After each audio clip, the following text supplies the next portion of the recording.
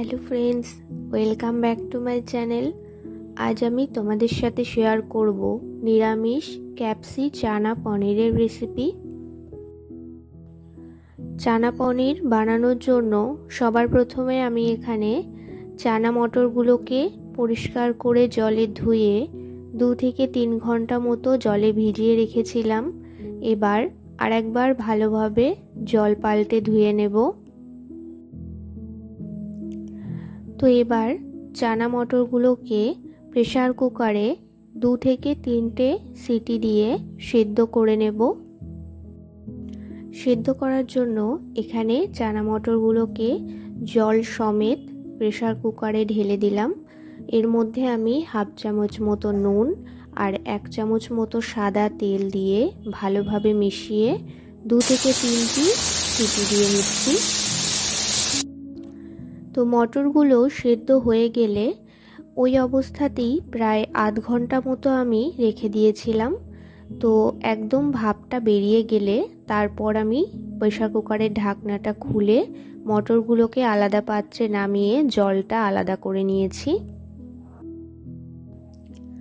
এবার চানা মশলাটার জন্য সবার প্রথমে এখানে তেল আর ঘি একসাথে দিয়ে দিয়েছি। তোমরা চাইলে শুধু ঘি বা শুধু তেলেও করতে পারো।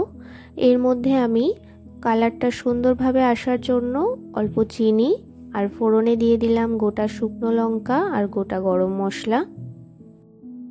এবার এর মধ্যে এক এক করে বাটা মশলাগুলো দিয়ে দেব।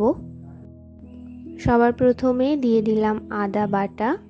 এটা একটু নাড়াচাড়া করে এর মধ্যে দিয়ে দেব 2টো টমেটো বাটা। টমেটো বাটাটা দিয়ে ভালোভাবে একটু নাড়াচাড়া করে এর মধ্যে দিয়ে দেব কাঁচা লঙ্কা বাটা। গ্যাসের ফ্লেমটা মিডিয়ামে রেখে সমস্ত মশলাগুলো এক এক করে কষিয়ে নিতে হবে। মশলাটা একটু কষিয়ে এর মধ্যে গুঁড়ো মশলা দিয়ে দেব স্বাদ মতো নুন, হাফ চামচের মতো দিয়ে দেব হলুদ গুঁড়ো, হাফ চামচের মতো গোলমরিচের গুঁড়ো, হাফ চামচের মতো দিয়ে দেব ধনে ও জিরে গুঁড়ো। আমি এখানে শুকনো লঙ্কা বা কাশ্মীরি লঙ্কার গুঁড়োটা ব্যবহার করিনি, তোমরা চাইলে অল্প পরিমাণে দিতে পারো। তো সব উপকরণগুলো দিয়ে খুব ভালোভাবে মশলাটা কষিয়ে নেব। কিছুক্ষণ পরে দেখো মশলা থেকে এইভাবে তেলটা ছেড়ে আসবে, তখন মশলাটা ভালোভাবে বুঝবে কষানো হয়ে গেছে। এবার এর মধ্যে আমি সেদ্ধ করে রাখা চানা মটরগুলো দিয়ে দেব। তো চানা মটরগুলো দিয়ে ভালোভাবে মশলার সাথে কষিয়ে নিতে হবে। আমি এখানে আলুটা ব্যবহার করিনি, তোমরা চাইলে তোমাদের পছন্দ মতো 1 থেকে 2টি আলু এর মধ্যে ব্যবহার করতে পারো।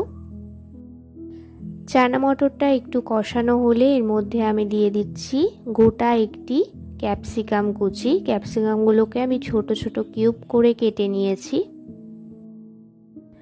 এবার দিয়ে দিলাম হাফ বাটি মতো টক দই। এখানে আমি 2 থেকে 3 চামচের মতো টক দই ফেটিয়ে নিয়েছিলাম।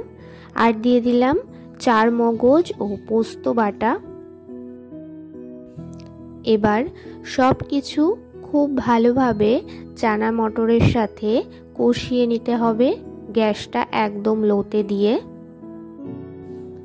5 থেকে 7 মিনিট কষানোর পরে যখন এইভাবে দেখবে আস্তে আস্তে তেলটা ছেড়ে আসবে, তখন ভাববে কষানোটা হয়ে গেছে।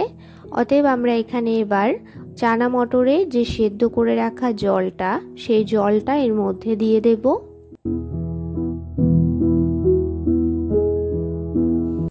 তো এখানে আমি সেদ্ধ করে রাখা জলটা দিয়ে দিলাম। এবার ভালোভাবে একটু নেড়ে চেড়ে ঢেকে দেব আর ফুটতে দেব। প্রায় 2 থেকে 3 মিনিট মতো ফুটে উঠলেই এর মধ্যে দিয়ে দেব ছোট ছোট কিউব করে কেটে রাখা পনিরের টুকরোগুলো।